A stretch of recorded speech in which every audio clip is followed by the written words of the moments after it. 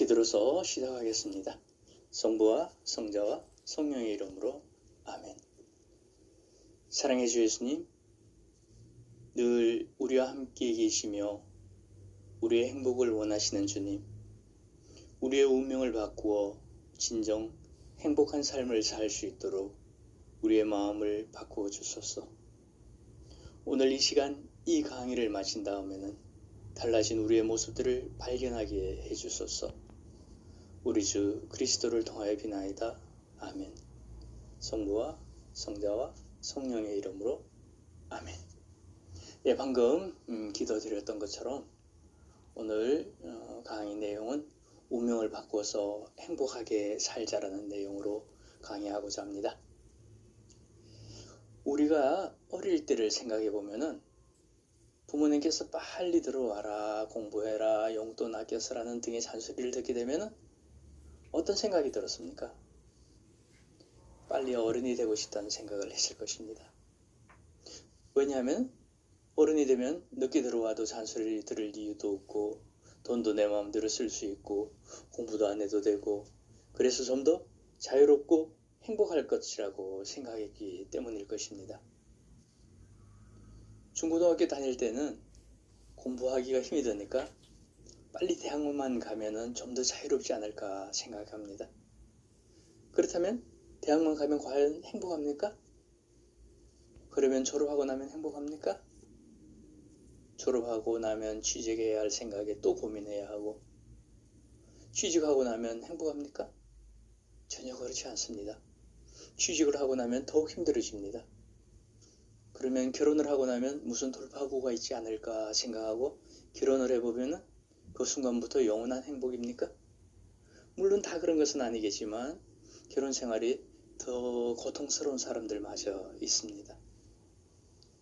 그러면 아이를 낳으면 나을까 하지만 그 아이가 더 고통이 될 때가 있습니다. 이렇게 더 행복하기 위해서, 더 자유롭기 위해서 우리는 온갖 몸부림을 치는데 결과는 우리가 원하는 행복과 자유가 얻어지기는커녕 더 괴로워지고 불행해지는 경우가 있습니다. 이렇게 나는 내 나름대로 열심히 살고 착하게 산다고 살았는데 왜 이렇게 되었을까요? 그 첫 번째 원인이 내 부모를 잘못 만났어이거나 아니면 저 남자를 혹은 저 여자를 잘못 만났을까요? 혹은 자녀들이 내 말을 듣지 않기 때문인 것입니까? 이렇게 남의 다시 그 첫 번째 원인입니다. 우리는 늘 이렇게 원망합니다. 부모를 원망하든 자식을 원망하든 그런데 원망하는 것을 넘어서 보면 이런 생각이 들게 됩니다. 왜 내가 이런 사람을 만났을까? 내가 왜 이런 자식을 낳았을까? 그런데 그 자식, 남편, 부모의 문제만은 아닐 것입니다. 그렇게 만나게 된 그 무엇이 있을 것입니다. 그 무엇은 어디에서부터 온 것입니까? 이런 문제들을 해명하는 방법을 인도에서는 그것이 다 전생에 지은 죄 탓이라고 합니다. 우리는 전생에 무슨 죄를 지어서 이런 자식을 낳고 이런 부모를 만나고 이런 남편을 만났을까라는 말을 신자들 안에서도 쉽게 하곤 합니다. 이러한 것은 인도의 힌두교식 원인 규명 방법입니다. 또 이렇게 말하는 경우들도 많이 있습니다. 궁합이 맞지 않아서 그런 것이야. 아이고 내 팔자야, 사주에 문제가 있어서 그렇다고 사주팔자 탓이라고 돌리는 사람도 있죠. 사주에 간지가 되는 8글자, 예를 들어서 갑자년, 무진월, 임신일, 갑인시에 태어난 경우 갑자, 무진, 임신, 갑인 이렇게 사람이 태어나는 생년, 월시일에 나의 운명이 이미 정해져 있다는 것입니다. 다시 말해서 우리가 사는 것은 어쩔 수 없는 운명적인 것이라는 것이죠. 또 어떤 사람은 이렇게 말합니다. 아이고 하느님, 하느님도 무심하시지라고 말입니다. 그러니까 하느님이란 분이 나를 보살펴 주지 않고 오히려 나한테 벌을 주고 재앙을 준다는 것입니다. 여기서 운명이라는 말은 이미 그렇게 되도록 정해져 있어서 나로서는 어쩔 수 없다는 것을 말합니다. 그런데 정말 우리의 운명은 정해져 있는 것이겠습니까? 생각해 보신 적이 있습니까? 우리의 긴 역사 속에서 우리 선조들은 정해져 있다고 믿어왔습니다. 그렇다면 정해져 있다고 믿는 이유는 무엇이었겠습니까? 그것은 자기가 원하는 대로 인생살이가 이루어지지 않았기 때문일 것입니다. 그러니까 그것이 무엇인가에 의해서 조정되고 있다고 생각하게 된 것이죠. 그러면 예를 하나 들어보겠습니다. 며칠 전에 어떤 부인이 저한테 울면서 상담을 신청했습니다. 결혼해서 10년 이상 살았는데 그동안 부부관계가 좋았다는 것입니다. 그런데 며칠 전에 알고 봤더니 남편이 시동생에게 자기가 생각할 때는 아주 큰 돈을 자기 몰래 빌려주었다는 것입니다. 그래서 그것 때문에 남편과 대판 싸웠다는 것입니다. 그런데 대판 싸운 이유가 돈이 문제가 아니라 괘씸하다는 것입니다. 세상에서 제일 크고 무서운 죄가 괘씸죄입니다. 그렇지 않습니까? 어떻게 그렇게 큰 돈을 빌려주면서 자기한테 상의 한번 하지 않고 줄 수 있냐는 것입니다. 그러면 나는 이 집에서 도대체 무엇이냐는 것이죠. 나는 아무 존재도 아니라는 말이냐라는 것입니다. 이런 생각이 드니까 시댁 식구들은 자기들끼리 똘똘 뭉쳐가지고 나만 아웃사이더로서 그냥 이방인 취급을 받는 것 같다는 것입니다. 이런 외로움과 소외감이 너무너무 크다는 것입니다. 그래서 일을 해도 재미없고 이제는 살고 싶은 마음도 없어진다는 것입니다. 그러니 남편이 하는 것마다 꼴보기 싫고 이제는 믿을 수도 없다는 것입니다. 여러분들도 공감이 갑니까? 그러니 자기는 이제 어떻게 하면 좋겠냐는 것입니다. 만약에 이것을 그대로 둔다면 어떻게 될 것인지 생각해보면 대충 예정되어 있지 않습니까? 그러면 자꾸 잔소리를 하게 되고 계속 의심을 하게 되면 남편은 해명을 하다가 나중에는 짜증을 낼 것이고 또 얼마 지나지 않으면 이제 사느니 못 사느니 하는 일이 벌어질 것이 분명합니다.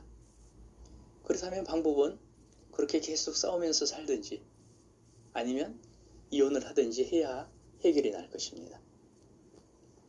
그러면 이런 부부 갈등 속에서 자라난 아이들은 어떻겠습니까? 굉장한 마음의 상처를 입으며 살게 될 것입니다. 그래서 제가 물었습니다. 만약에 남편이 부인에게 상의를 했으면 당신이 흔쾌히 그렇게 하세요라고 할 수 있었겠느냐고 물었더니 아니라는 것입니다. 그러면 당신하고 상의를 안 한 것은 첫째로 당신하고 상의하면 반대할 것 같기 때문이고 두 번째는 당신하고 상의한 뒤에 당신이 반대하는데도 돈을 빌려줬으면 당신의 의견을 안 따랐기 때문에 더 난리를 피울 것이고 그러니까 남편은 오히려 당신을 위해서 그리고 집안이 시끄럽지 않게 조용히 넘어가기 위해서 말없이 빌려준 것이 아니겠느냐고 했더니 그래도 그렇지. 그래도 나에게는 얘기를 해야 될 것이지 아니냐고 했습니다. 더욱이 내가 그 얘기를 본인 입으로 듣지 않고 다른 사람을 통해서 들어야 되겠느냐는 것이 없습니다. 그래도 우리가 부부인데 바로 그것을 내려놓지 못했던 것입니다. 그래서 저는 그 부인에게 당신 평소의 성격을 한번 점검해 보라고 했더니 평소에 남편과 대화를 할 때 당신 의견을 고집한 적이 없냐고 했더니 말이 끝나기도 전에 저는 별로 고집이 없거든요 라고 합니다. 정말 그렇겠습니까? 그런데 남편의 입장에서 보면은 어떤 것은 대화가 되지만 어떤 것은 저 사람과 대화를 하면 도저히 안 된다는 것이 있었기 때문일 것입니다. 이 말은 당신하고 대화로서는 불가능하겠다는 판단으로 결정한 것이기 때문에 당신에게도 일부 책임이 있다는 것이죠. 두 번째는 부인의 입장에서 볼 때는 왜 우리 돈을 시동생에게 주느냐고 생각하겠지만 남편의 입장에서 볼 때는 누구입니까? 동생이지 않습니까? 그렇다면 형의 입장에서 동생이 어렵다라는데 도와주는 것이 무슨 잘못이냐는 것입니다. 이런 경우에 세상 사람들이 들으면 형제간에 우애가 있다고 할 것이고 또 시부모가 뭔가 필요해서 도와주면 세상 사람들이 볼 때는 효자입니다. 부모에게 잘하니까. 그러니까 형제간에 우애 있고 부모에게 효도하는 사람은 이 세상에서 나쁜 사람이라고 말하는 사람은 단 한 사람, 그게 누굽니까? 부인이에요. 그래서 제가 이런 생각을 하는 것은 천륜을 거스르는 일이니까 이것은 굉장히 잘못된 것이라고 말했습니다. 그러니 차라리 남편에게 이렇게 말하면 어떻겠습니까? 요즘 다들 제 살기도 바빠서 형제들도 안 돌보는데 당신은 어째서 이렇게 형제간에 우애가 있습니까? 아이고 요즘 사람들 다 제 살기 바쁘다고 부모님들에게는 전화도 한 통 하지 않는데 우리 남편은 부모에게 효도하고 요즘 사람 같지 않다고 정말 당신은 내 남편이지만 훌륭한 사람이라고 얘기를 해주면 반응이 어떻겠습니까? 그런데 자매님은 어떻게 당신이 이럴 수가 있냐는 둥 당신은 정말 나쁜 사람이라고 말하면서 만약에 자매님이 이런 생각에서 벗어나지 못하면 부부간에 갈등만 생기는 것이 아니고 자식까지 나빠진다고 하니까 왜 이것이 자식에게 문제가 되냐는 것입니다. 우리 남편이 효자이고 형제간에 우애가 있는 사람이라고 생각하면 남편이 좋은 사람이 아니겠습니까? 그렇게 남편이 좋은 사람이라면 그런 남자하고 사는 나도 괜찮은 여자가 될 수 있지 않겠습니까? 또 그런 남편하고 사이에 태어난 아이들도 괜찮은 아이들일 테고. 그런데 남편을 두고 이 인간이 나쁜 인간이라고 생각하면 그 나쁜 인간하고 사는 그 부인도 별 볼 일 없는 사람이 되고 말 것입니다. 또 나쁜 인간의 씨를 받아서 난 애들은 어떻게 했습니까? 아버지가 나쁜 인간이니까 애들도 별 볼 일 없는 인간이 되지 않겠습니까? 그러니까 이런 나쁜 결과를 누가 주는 것이 아니라 지금 자매님의 어리석은 생각이 자매님의 자녀들의 삶마저도 나쁘게 만들어 간다고 했습니다. 그러니 그런 어리석은 생각하지 말고 오늘 집에 가서 남편에게 여보, 제가 잘못했어요. 당신이 그렇게 형제간에 우애 있고 또 나한테 얘기하면 걱정할까봐 나를 위해서 그렇게 한 것도 모르고 내 생각에 빠져서 당신을 원망하고 미워했는데 미안해요 하고 툭 털어버리라고 했습니다. 이렇게 툭 털어버리고 나면은 어쩌면 부부간에 이혼이 생기고 자녀들이 나빠지고 하는 것을 막을 수도 있지 않겠습니까? 그러니까 이런 간단한 이치만 알면 안 벌어질 수도 있는 일들이 이런 이치를 알지 못해서 엄청난 좋지 않은 결과를 가져올 수도 있다는 것입니다. 좋지 않은 엄청난 결과를 빚어내놓고 그것을 결과론적으로 우리 부부는 궁합이 맞지 않다는 둥, 아이들의 문제가 생기면 저 아이들의 사주팔자가 나쁘다는 등의 생각을 하게 됩니다. 그러니 우리들이 말하는 모든 고통이라는 것은 정해진 운명이 아니고 우리들의 어리석음 그리고 우리들의 무지가 그런 고통을 만드는 것입니다.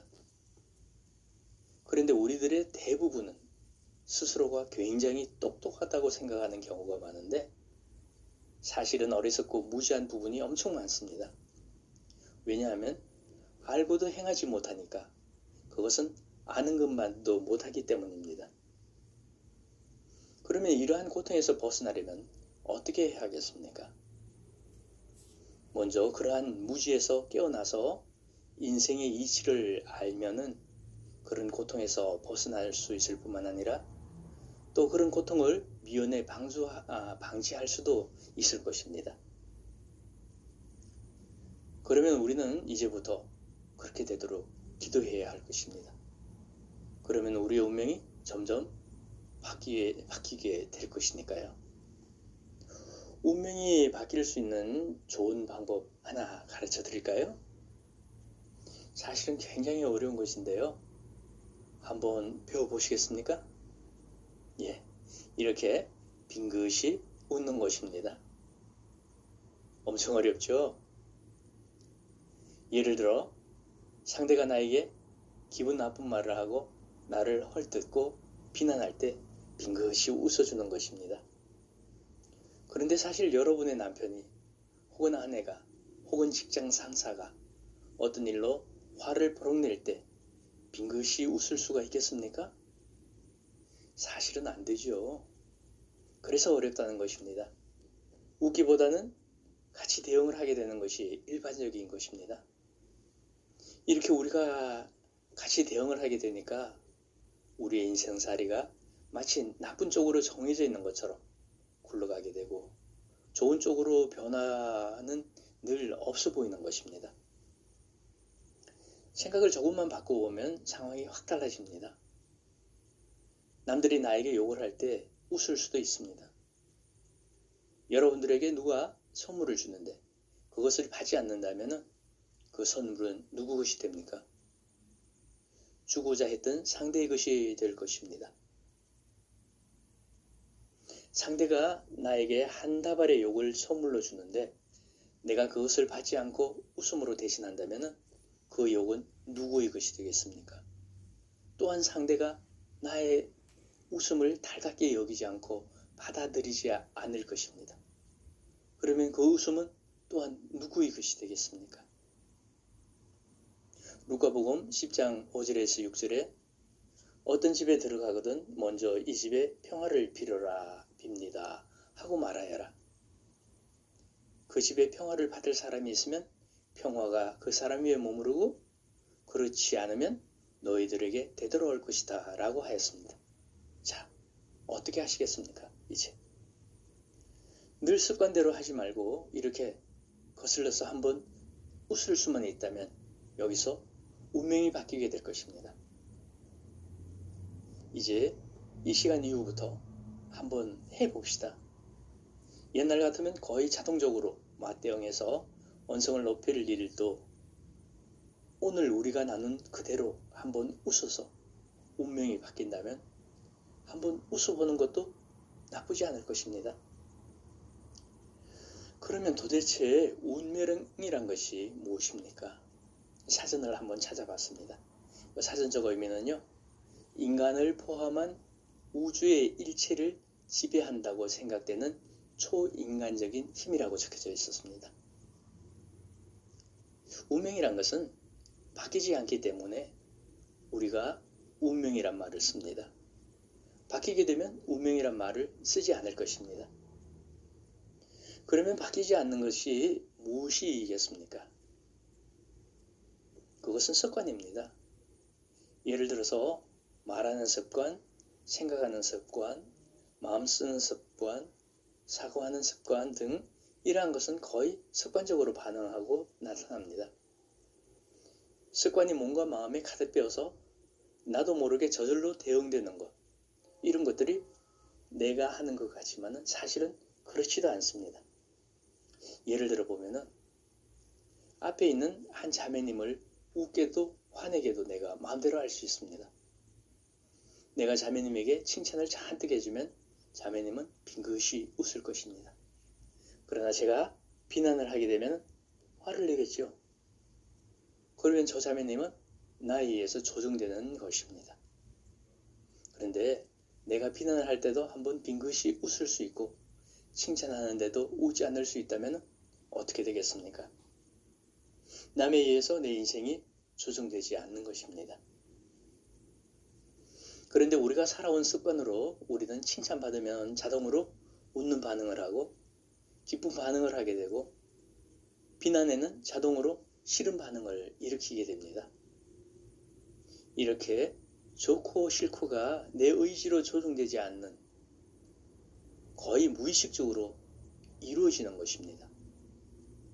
그 무의식적으로 이루어지는 것이 무엇이냐 하면 그것이 바로 습관인 것입니다. 우리는 지금 삶의 속에서 습관에 따라가고 있습니다. 이것을 우리는 운명이라고 합니다. 그러면 삶의 습관을 바꾸면 어떻게 될까요? 그러면 운명이 바뀐다는 것이죠. 질병도 마찬가지인 것 같습니다. 예를 들어서 어떤 집에 부모님이 위암이 있다면 그 자녀들이 위암에 걸릴 확률이 훨씬 높아집니다. 이러한 것들을 조사해 보면요. 밥 먹는 습관이라든지 음식에 짜고 매운 것이라든지 이러한 것들이 자식들이 부모의 영향을 받기 때문인 것입니다. 부모가 빨리 먹으면 자식들도 빨리 먹게 되고 부모가 짜게 먹으면 자식도 짜게 먹는 것이 일반적입니다. 그래서 동일한 현상이 나타나게 되는 것이고 이러한 것이 계속되면서 그 집안에 DNA가 형성되고 있는 것이죠. 그러면은 음식 먹는 습관을 바꾸게 되면은 그 집안에서 동일하게 일어나는 병들은 나타나지 않게 할 수도 있다는 것입니다. 그런데 우리가 음식 먹는 습관을 쉽게 바꿀 수 있는가 하면은 그것이 절대 쉽지 않음을 잘 압니다. 담배 예를 들어보면은 담배를 10년, 20년 피운 사람이 어느 날 끊겠다고 하면은 끊으십니까? 그렇지 않다는 얘기죠. 왜 그럴까요? 담배를 보거나 담배 연기를 맡으면 담배 핀 사람은 담배를 피우고 싶은 마음이 일어나게 되고 그래서 담배를 피우게 되면 또 습관이 쌓이고 이렇게 자동으로 돌아가는 것입니다. 이런 것을 가지고 담배를 몇 번 끊으려 해도 잘 되지 않으니까 저 사람은 전생부터 담배를 피웠기 때문에 절대로 끊을 수 없다라든지 사주가 담배 필 사주로 태어나기 때문에 어쩔 수 없다거나 저 사람은 하나님께서 담배를 피도록 허락하셨기 때문에 인력을 어떻게 할 수가 없다라는 말이 맞겠습니까? 이것은 무엇에 의해서가 아니라 이러한 습관이 계속되고 있을 뿐인 것입니다. 우리의 이웃인 불교에서는 이것을 까르마라고 하는데요. 우리말로 업식이라고 하죠. 쉽게 말해서 몸과 마음과 뼛속까지 들어있는 습관을 업이라고 하고요. 이 업에서 벗어나는 것이 부처가 되는 길이라고 가르칩니다. 불교에서는. 그러면 우리는 어떻게 해야 되겠습니까? 불교에서는 그것을 수행을 통해서 업을 벗고자 합니다만 우리는 그 수행을 다른 말로 기도라고 합니다. 불교에서는 수행을 통해서 내가 득도하고 해탈함으로써 정말 어렵게 삼생, 다시 말해서 전생, 현생, 후생의 인연을 모두 끊고 부처가 됩니다마는 우리들은 참 쉽습니다. 하나님께 나의 힘듦을 온전히 의탁하고 가르침을 행하기만 하면 됩니다. 우리가 일반적으로 기도라고 하면 무엇을 달라고 청하는 것이 기도라고 생각하고 있습니다. 그렇습니다. 나약하고 부족한 우리는 늘 무엇을 얻기를 청합니다. 그런데 무엇을 어떻게 청하느냐도 큰 과제 중에 하나일 것입니다. 그렇지만 무엇보다도 기도의 참 본질은 자기 삶의 습관, 그것도 나쁜 결과를 가져오는 삶의 습관을 바꾸는 것이 참 기도일 것입니다. 소리로서의 기도만이 기도가 아니라 행함의 기도를 해야 할 것입니다. 이렇게 자기의 나쁜 습관을 바꾸게 되면 운명이 바뀌게 될 것이기 때문입니다. 소위 말하는 좋지 않은 운명이 바뀌어서 천국에 들 수 있다면 기도를 하겠습니까? 안 하겠습니까? 우리들도 한번 해봅시다. 예를 들어 남편이 술을 먹었습니다. 그것도 30년을 두고 술을 먹는 남편을 두고 기도를 한다면 목표가 무엇이겠습니까? 어떻게 하면 남편 술 안 먹게 할 것인가가 목표입니다. 그러니 당연히 술 먹지 말라고 수도 없이 얘기하고 하나님께 우리 남편 제발 술 먹지 않게 해달라고 기도할 것입니다. 그런데 기도하기 전에 이것을 먼저 한번 생각해 봐야 할 것입니다. 남편이 30년 동안이나 내 말을 안 듣고 술을 먹는 것만 고집이 센지 30년을 말해도 안 고치는 그 남편에게 오늘도 또 잔소리하고 있는 내 고집이 센지 누구 고집이 더 셉니까? 고집이 센 사람을 꺾으려는 그 고집이 더 센 고집이 아니겠습니까? 그리고 안 고쳐질 줄 뻔히 알면서도 계속 잔소리를 하는 것은 이미 고치는 것이 목적이 아니라 그런 꼴을 보면 입에서 잔소리가 저절로 나오는 마치 남편이 술 마시는 것이 습관인 것처럼 내 잔소리도 습관이 되어 있다는 것입니다. 그러니까 갈등은 계속 더 커져가는 것이죠. 그런데 사실 이거 고치는 것은 알고 보면 간단합니다. 술 먹는 남편을 두고 하느님, 남편 술 안 먹게 해주세요 라고 기도하면은 하나님께서 그 기도를 잘 들어주실까요? 잘 안 들어주실까요? 사실 잘 안 들어주시는 것 같아요. 들어주실 때는 들어줄 만한 이유가 있고 안 들어주실 때는 또 안 들어주시는 이유가 반드시 있습니다. 남편의 술버릇으로 나를 바꾸시고자 하신다면 절대로 기도 안 들어주실 것입니다. 그런데 내 남편 술 좀 먹게 해주십시오 하면 하나님께서 그 기도 들어주십니까? 안 들어주십니까? 당연히 들어줍니다. 이미 먹고 있지 않습니까? 다시 말해서 술 먹는 사람을 있는 그대로 인정하라는 말입니다. 그러니까 우리 남편 술 안 먹게 해주세요 라는 기도가 아니라 우리 남편에게 있어서 술은 보약입니다 라고 기도해야 하는 것입니다. 보약은 많이 먹으면 많이 먹을수록 좋습니다. 안 먹으려 해도 억지로 먹여야 합니다. 그러니 이렇게 자기 마음을 바꾸어서 버리면은 내 마음을 바꾸고 나면은 남편은 옛날처럼 술을 그냥 먹지만은 나는 괴롭겠습니까? 안 괴롭겠습니까? 당연히 괴롭지 않습니다. 그러니 술을 먹기 때문에 괴로운 것이 아니라 먹지 말라고 하는데 먹기 때문에 괴로운 것입니다. 그러면 먹지 말라는 생각을 버려버리면은 먹더라도 안 괴롭다는 것입니다. 그러면 먹게 해달라는 이 말은 안 먹으면 내가 먹인다는 마음으로 많이 먹이고 많이 먹고 온 날은 해장국 끓여주고 적게 먹고 온 날은 조금 더 대접해주고 안 먹고 온 날은 상을 새로 차려줄 마음으로 먹는다면은 술을 설령 먹고 와도 내가 괴롭지 않게 되는 것입니다. 물론 술상을 차리는 약간의 노고는 있을지라도 갈등은 없어지는 것입니다. 이러면은 남편들이 술을 더 먹지 않을까 생각하지만은 실제로 남자들을 대상으로 이런 경우에 더 먹을까 덜 먹을까라는 심리조사를 해보니까 더 먹을 확률보다는 적게 먹을 확률이 훨씬 더 높았습니다. 왜 그럴까요?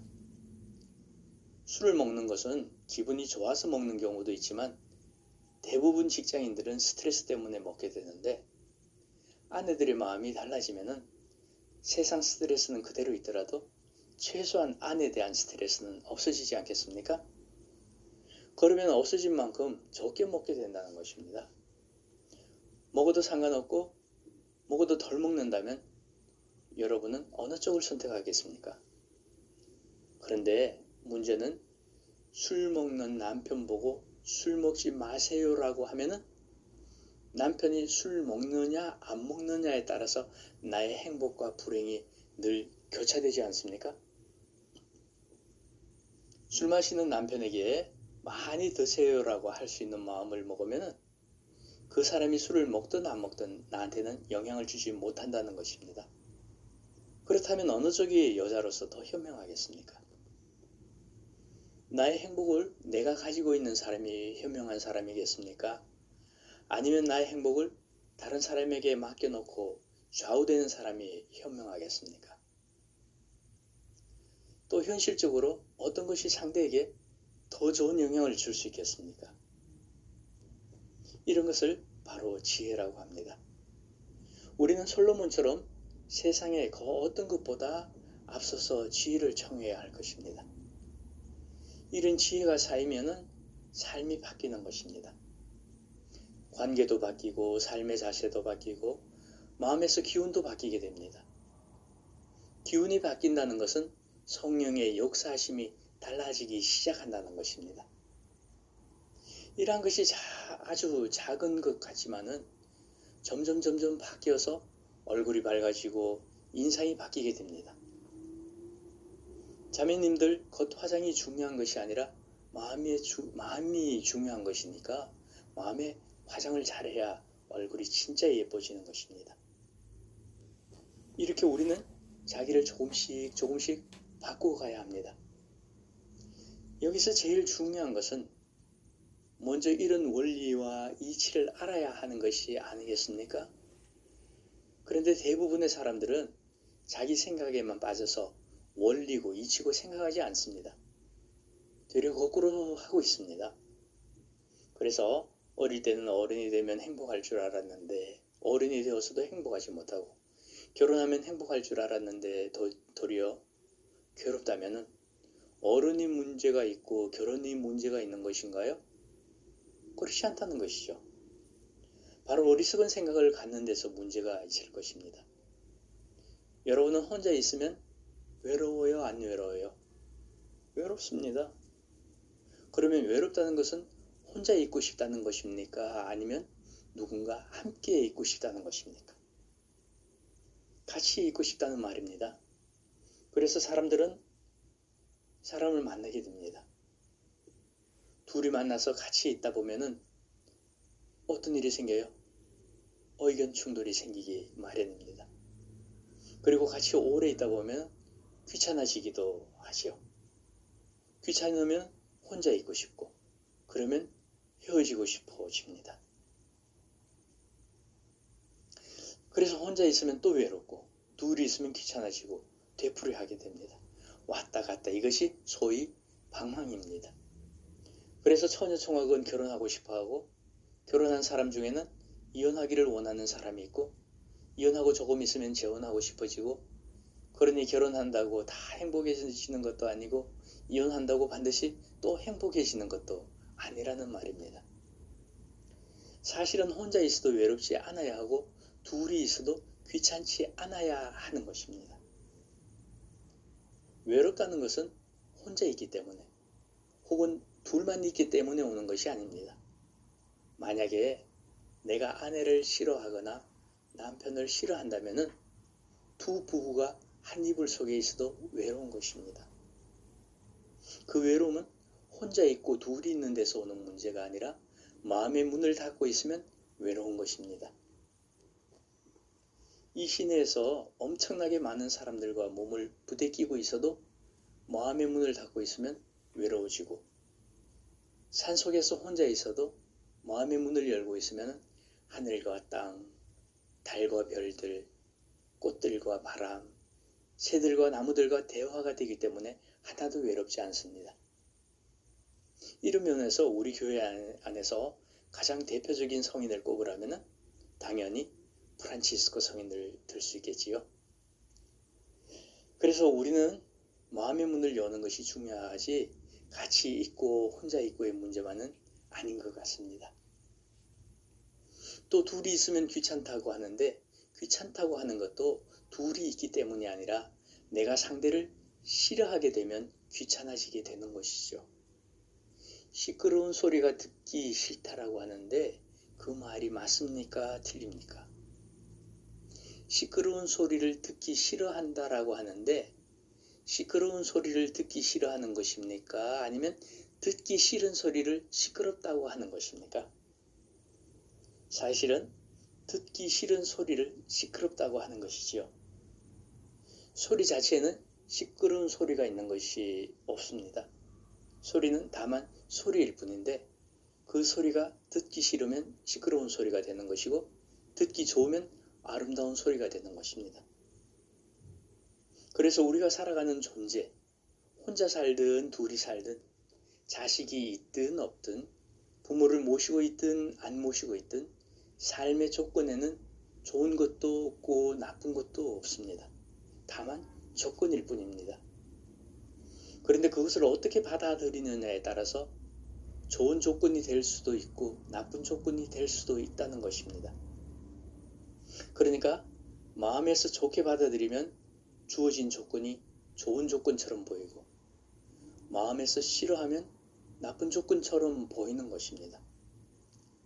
그러니까 조건을 자꾸 바꾸려고 하지 말고 주어진 조건을 어떻게 긍정적으로 볼 것이냐 하는 것이 관건입니다.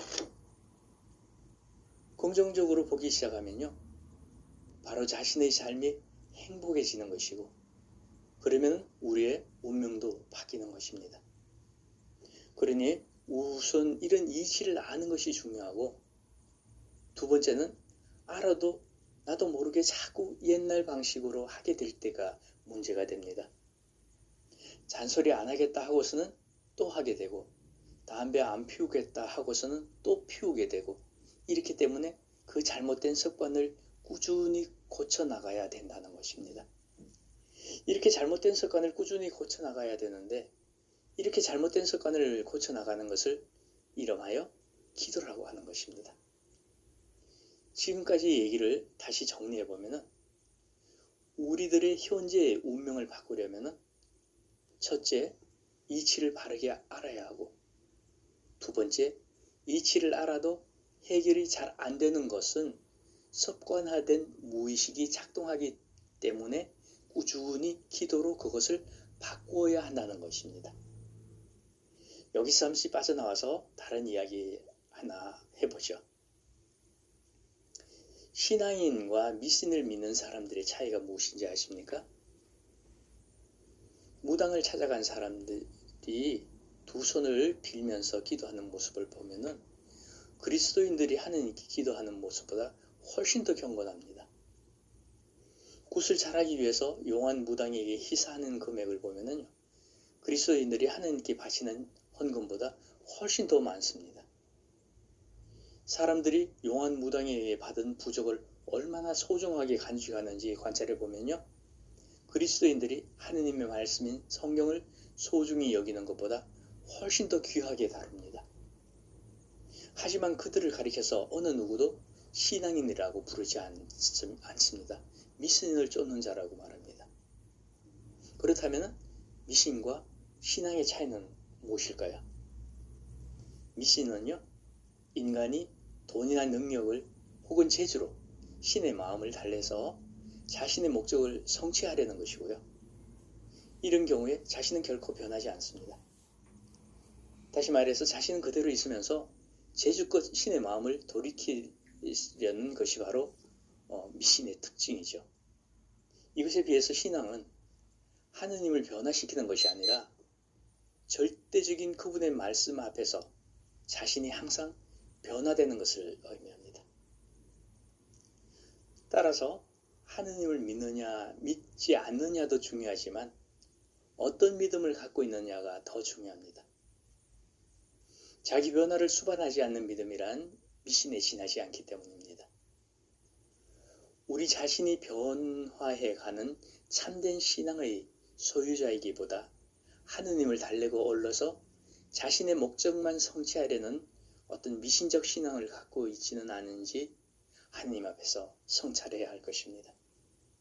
우리는 많은 경우 신앙인이라고 자부하면서도 많은 순간 미신을 믿는 이들과 별 차이가 없는 생활을 하는 경우들이 많이 있음을 신뢰해야 할 것입니다. 이렇게 우리는 하느님의 도우심으로 내가 변하기를 원하는 참 기도를 통해서 불행하다고 느껴지는 자신의 삶을 행복한 삶으로 바꾸어 나가기 바라면서 이런 이야기로 마무리하고 싶습니다. 장미나무에는 아름다운 꽃도 있고 찌르는 가시도 있습니다. 그런데 어떤 사람은 나무에 이런 가시가 돋았담 하며 불평하는가 하면은, 또 다른 사람은 가시나무에 이렇게 아름다운 꽃이 피었구나 라고 감탄하기도 합니다. 한 사람은 가시를, 또 한 사람은 꽃을 본 것입니다.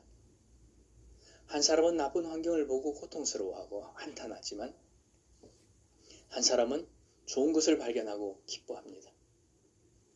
감사라는 것은 행복과 불행의 분기점입니다. 매사를 어떤 시각으로 보느냐는 우리 생에서 대단히 중요한 것입니다. 사도 바울로는 세상의 영이 아닌 하느님의 영으로만이 하느님이 우리에게 은혜로 주신 것들을 알 수 있다고 말했습니다. 누군가 고난과 고통 가운데서도 감사할 수 있는 기쁨이 있다면 그것은 성령이 주신 마음입니다. 우리는 세상의 영이 아니라 하느님에게서 오시는 영을 받았습니다. 그래서 하느님께서 우리에게 주신 선물을 알아보게 되었습니다. 라고 고린도일서 2장 12절은 말씀하고 계십니다. 이제 우리도 운명을 바꿔서 행복하게 살아가십시다. 기도로 마치겠습니다. 성부와 성자와 성령의 이름으로 아멘. 사랑의 주 예수님, 언제 어디서나 어떤 순간에도 당신을 떠나지 않도록 당신만을 바라보는 저희들 되게 하시오. 당신 안에서 참 행복을 찾는 지혜로운 자 되게 하소서. 우리 주 그리스도를 통하여 비나이다. 아멘. 성부와 성자와 성령의 이름으로